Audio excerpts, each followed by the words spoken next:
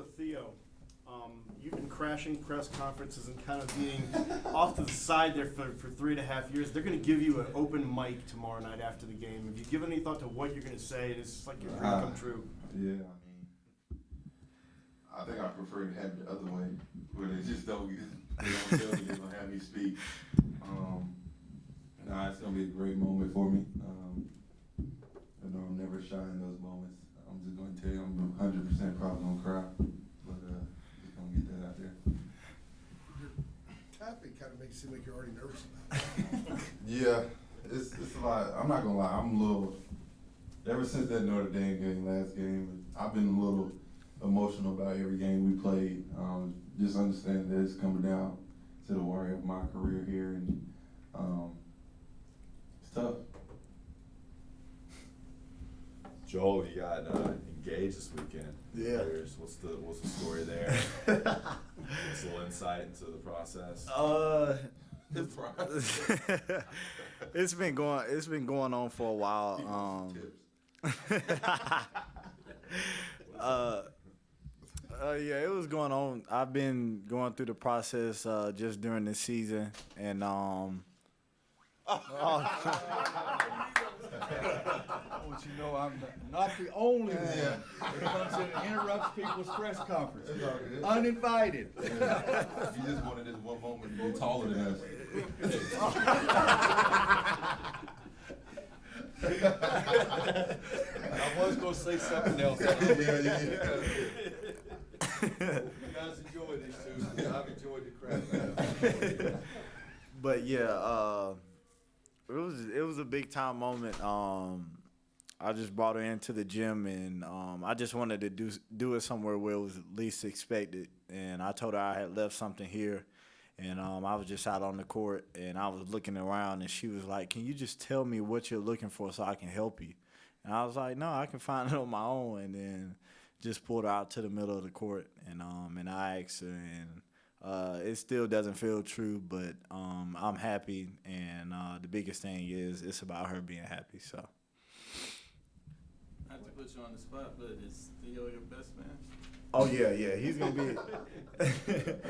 gonna be my best man, and it's gonna be a great wedding. So if you're not coming with energy, you're not allowed. So.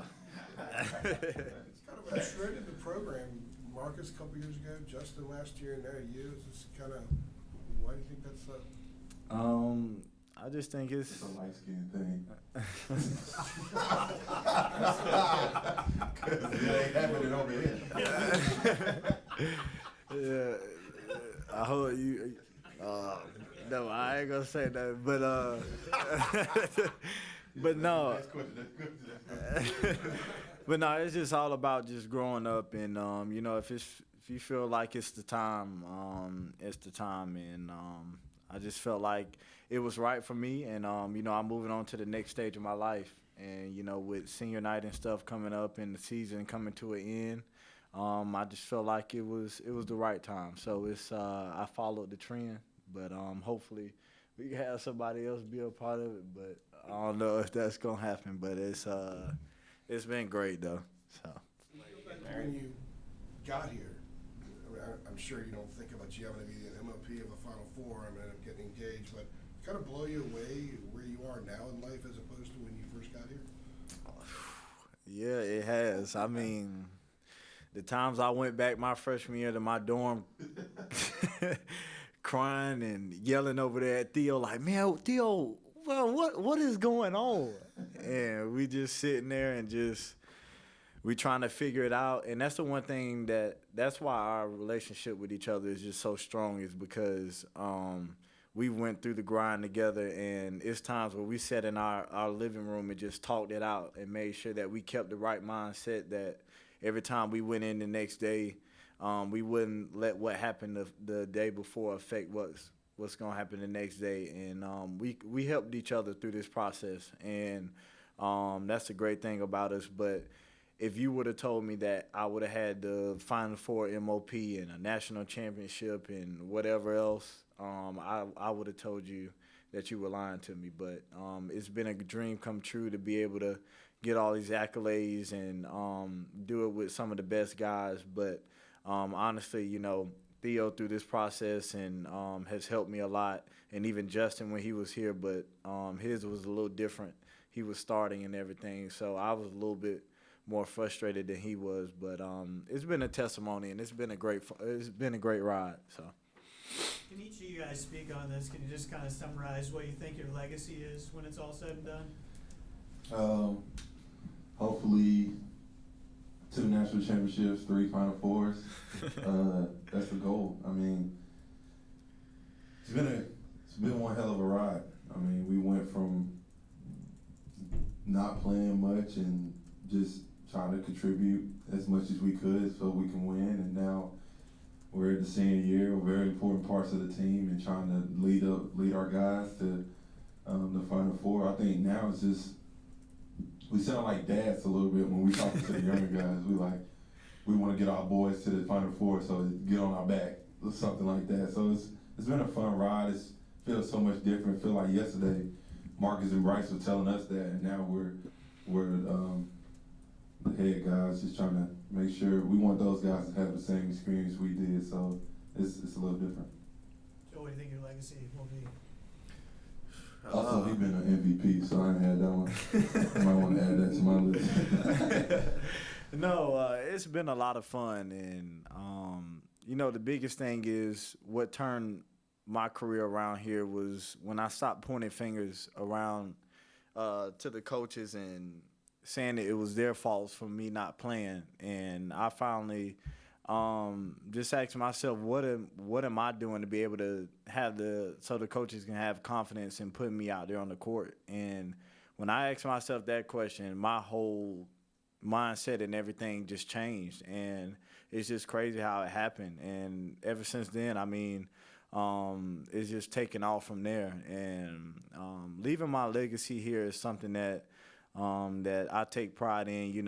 I want people to remember what I did on the court, but I also want them to remember how I've had an impact on not only the fans, or the older crowd, but even their children as well, just to show that it's about just having heart every time you do something, and whatever you do, just make sure that you're giving it your all, and that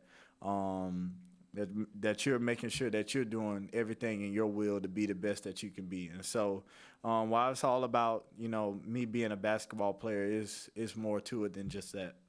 Senior speeches are a big deal here on senior night. Do you prepare something, or do you just wing it? Wing it. Yeah, I think you just wing it. I think coming off the heart is people will remember that more than it's going to be a little late, so I'm going to try to keep it as short and sweet as possible, but yeah, I got to leave him more time. It's going to be way shorter than y'all think. If I start crying, I'm going to cut it. I'm ugly crying. Question is, will Coach Williams cry? Oh, he's a baby. Yeah, I think the reason why Coach Williams will show a lot of emotion is because we took a chance on this program when things weren't going good, and when people told us that we weren't going to be able to make it to the tournament because we were going to have all these violations against the program. And me, Theo, and Justin, we stuck with it, and we didn't listen to what everybody else was saying, and we took a chance. And we honestly, Coach did a great job of letting us know that nothing was going to happen, but at the same time, that could scare you a little bit. But we still stuck with it, and we came here and did what we wanted to do, and that was to make an impact on this program and to win the national championship. And I think that's why Coach will be so emotional, just to know that he had guys who believed in him, and we just stuck with him through the process, and everything turned out fine. So. With all that you guys have experienced, being a senior, you've already talked about being like a dad. What advice would you give yourself as a freshman? Dial it back to then. It's a good question. Just like Joe pointed out, don't point yourself at point your finger at the coaches. Don't blame it on them. Look in the mirror and understand what you're doing. What are you not doing? Are you doing everything you can on the court so the coaches can trust you to put you in the game? And I think that's what I preach more now than anything is when you come in, give us something positive, and then he's like, well, why would I take him out when he's giving us something? And I think that's the biggest thing. Don't look at, oh, he don't trust me, he not putting me in the game because he don't like me or something. That's childish. And I think that's the biggest thing. Just go out there and play your game and do what you're told. What would you give your freshman self advice? Yeah, just basically what I said. Grow your hair out. Yeah, I would give that advice too. You looked horrible. Yeah, I did look horrible my freshman year, so I totally understand why Coach would put me in the game, but He didn't want to look at you out there. But yeah, it's just all about making sure you do what you're supposed to do and putting yourself in a situation for the coaches to be confident in you. And you know, it's hard when you're coming in trying to adjust to being on your own and not having your parents there to keep you accountable for what you're doing. But the same time, you just have to make sure that you're taking care of that stuff yourself and making sure you do what you have to do each and every day. And you know, I didn't learn to start stretching and stuff until my going into my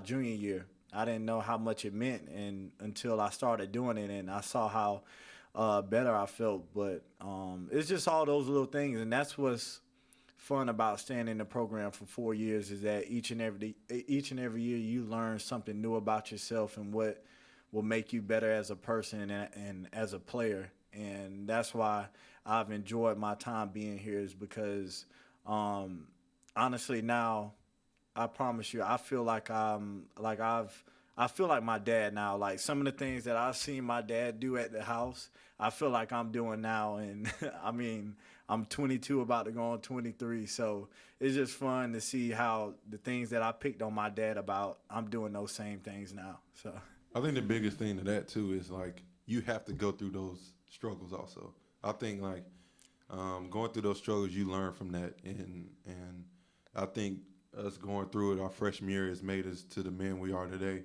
As far as like I remember, this probably sound bad, but when Syracuse came back and tied the game up just the other night, I was like, been here.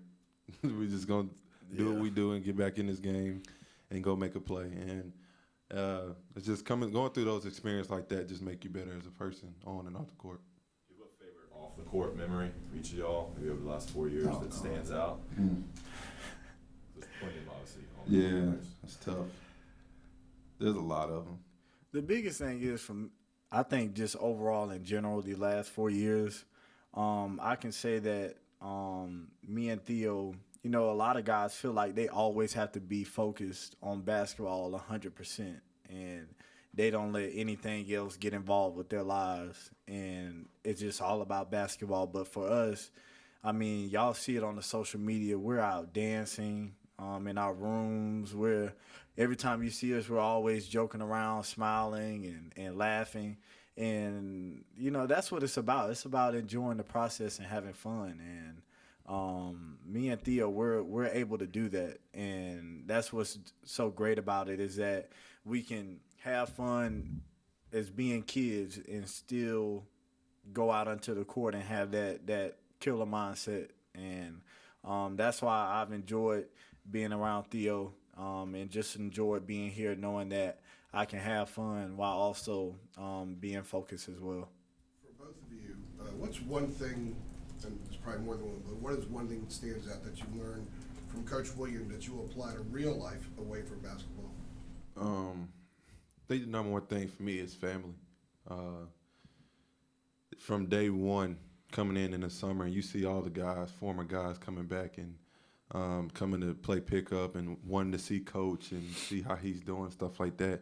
That just goes far and beyond my understanding, really. I mean, it's just, I don't know if other teams have things like that, but all the big-time guys come back. Marv, Michael always comes back sometimes, and Raymond. So I think that's the biggest thing. He's always a family guy, and he really cares about his players, and he treats us with the utmost respect and always wants the best for all of us. Yeah, the biggest thing I take from Coach is just putting other people before yourselves.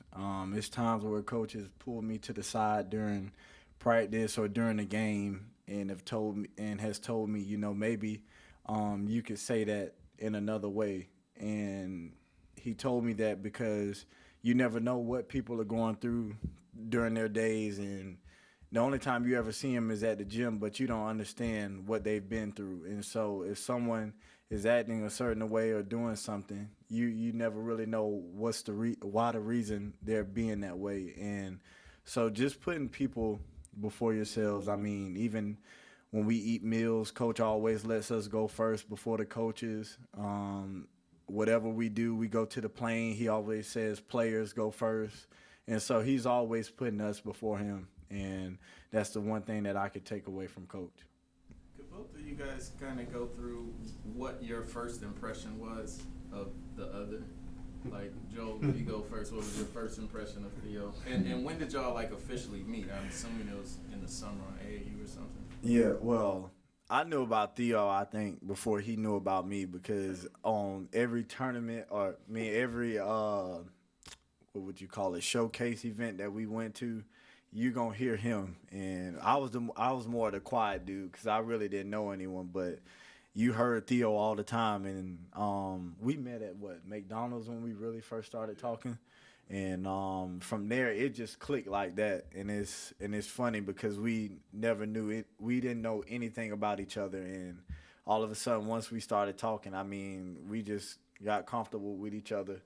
But it was just funny to see him, to just sit back and see him interact with all the guys, because I knew from then that he was a funny guy. So, Yeah, it was McDonald's.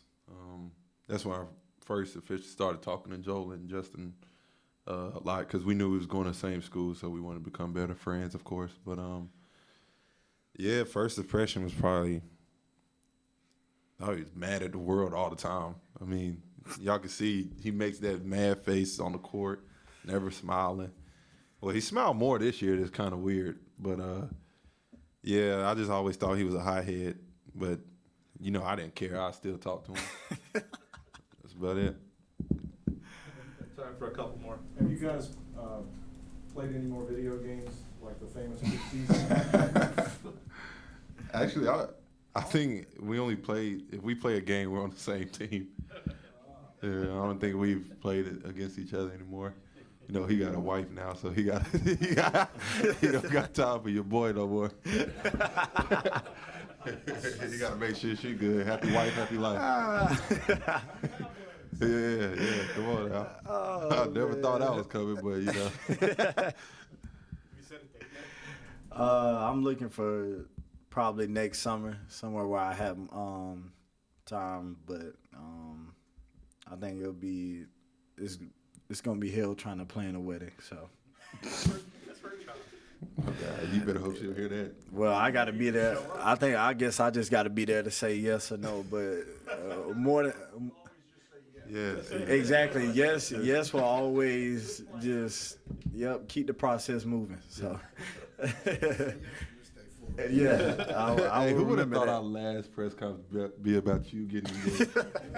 Like, this is crazy. This better not be your last. You say you got a whole 2 more Oh, tournaments well, to go. yeah, I see what you're saying. My fault, Kirsch. Yeah. Why you get so angry? Yeah.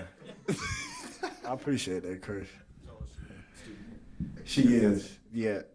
Kelsey Porter, and she was a dancer, but her class situation kind of stopped her from doing that. But yeah, she is a senior. Yes, I did. So that's why I want her to go wherever I go. So that's why I kind of took the initiative to go ahead and get that out of the way. So. Y'all been here obviously 4 years and 2 Final Fours. A lot of you're well known on campus among fans. Any crazy stories with fans on campus with students that stands out, given the high profile-ness of yourselves? I mean, I think the biggest thing is they always do, like, they bring random schools here to, like, take tours of the school, and little kids, you'll just be walking around on campus and they're like, I think that's Pinson. And I'm just sitting there like, I can hear you. And I mean, those are cool moments. I mean, you just don't ever think about you touch so many kids and so many kids are watching, and it's it's a cool moment. I mean, they walk around campus every day, feels like, and it's pretty cool. Joel? I don't have one, but I mean the same thing. It's just like everywhere you go, you're always taking a picture. The weirdest thing for me is when I'm trying to eat at a restaurant and I can just feel somebody just staring at me, and I'm just going in on my plate and I look up and somebody's looking right at me and I'm just like, man, I'm just trying to enjoy my meal. But honestly, it's just one of those things. I have a big caring heart, and sometimes what bothers me is that, I wish I could sign everything that everyone brings up to me. And sometimes I feel like I'm being a little, I don't know, I don't want to say the word, but I just feel like I want to be able to do it for people, and I just don't have the time to do it that much because I'm always just trying to focus on what I do. So, like, if I'm running out to the court, I want to sign everything that I can, but honestly, I can't. But you hear people like, come on, you can sign it, come on. And so, like, those things just bother me because if I could, I would do it. But it's just great to have a big following of fans, and everywhere you go, you have somebody supporting you.